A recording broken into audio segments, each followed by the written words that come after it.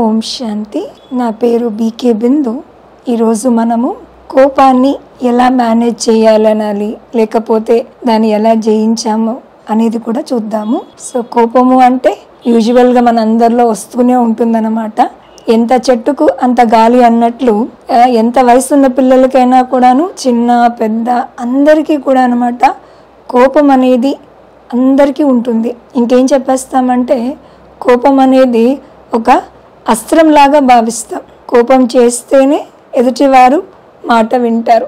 అది మన పిల్లలు కానీ, మన కింద పనిచేసే వాళ్ళు కావచ్చు, అలా అని మనం అనుకుంటాము. నిజంగా అది జరుగుతుందా అండి? ఒకసారి ఆలోచించండి. కోపం చేస్తున్నాము అంటే ఆ ప్రెజెంట్ టైంలో అన్నమాట ఆ వ్యక్తితో పని చేయించటానికి అంతే. మరి ఆ పని బాగా జరుగుతుందా అంటే అది కూడా డౌటే అనమాట కదా అండి. సో అంటే వాళ్ళు మనస్ఫూర్తిగా ప్రేమగా చేస్తే ఆ పని బాగా జరుగుతుంది. మనం ఏదో కోపంతో చేపిస్తున్నాం అనుకోండి, ఆ పని సవ్యంగా జరుగుతుంది. అలానే పిల్లలు కూడా మనం కోపంగా చెప్తాం, బాగా చదవండి ఎగ్జామ్స్ కి అంటాం, కానీ వాళ్ళు మనస్ఫూర్తిగా కూర్చొని చదువుకుంటే ఎంత త్వరగా కంప్లీట్ చేస్తారు సిలబస్ కూడాను కదా. అలా కాకుండా మనం ఉన్నామని మన ప్రెజెన్స్ లో అనమాట ఏదో కష్టపడి ఇష్టం లేకోకుండా మనం జబర్దస్తు చేస్తున్నామని వాళ్ళు చదివారే అనుకోండి, పని వాళ్ళు కానీ పని చేశారే అనుకోండి, మన సబార్డినేట్స్ కూడా వర్క్ చేస్తున్నారు అనుకోండి, అది ఒక హెల్తీ రిలేషన్ కూడా ఏర్పరచదన్నమాట మన మధ్య. ఆలోచించండి, ఈ కోపము అనేది గుణమేనా లేకపోతే అవగుణం అంటారా? చెప్పాలంటే కోపం అనేది అవగుణం.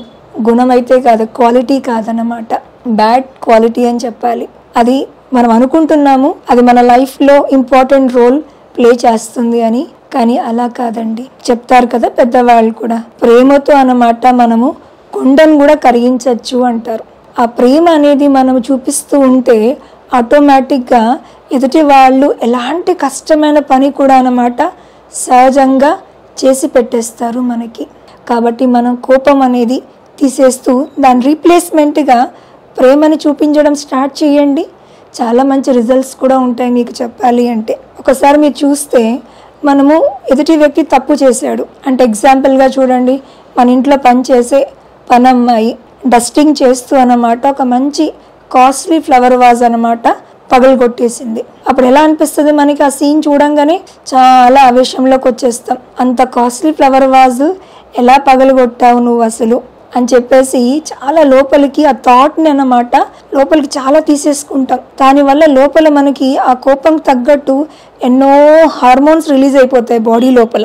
ఇంకా థాట్ ఏమవుతుందంటే, ఏదన్నా ఫ్లవర్ వాజ్ చూస్తున్నా కానీ, ఎవరినైనా పనమ్మాయిని చూసినా కూడా అన్నమాట మనకి అదే థాట్ రిపీట్ అవుతూ ఉంటుంది. మళ్ళీ ఇలా ఒక సైకిల్ లాగా నడుస్తూ ఉంటుంది ఇదే థాట్. దానివల్ల ఏమవుతుందండి, మన బాడీలో రిలీజ్ అయిన హార్మోన్స్ అన్నమాట అవి మన నుండి ఎక్స్క్రీట్ అయిపోవాలి, బయటికి వెళ్ళిపోవాలి అంటే 6 months టైం పడుతుంది. అంటే కోపం నుండి మనం రిలీవ్ అవ్వాలి అంటే ఏమన్నా ఉపయోగపడే కారణాలు ఏమైనా ఉన్నాయా అండి?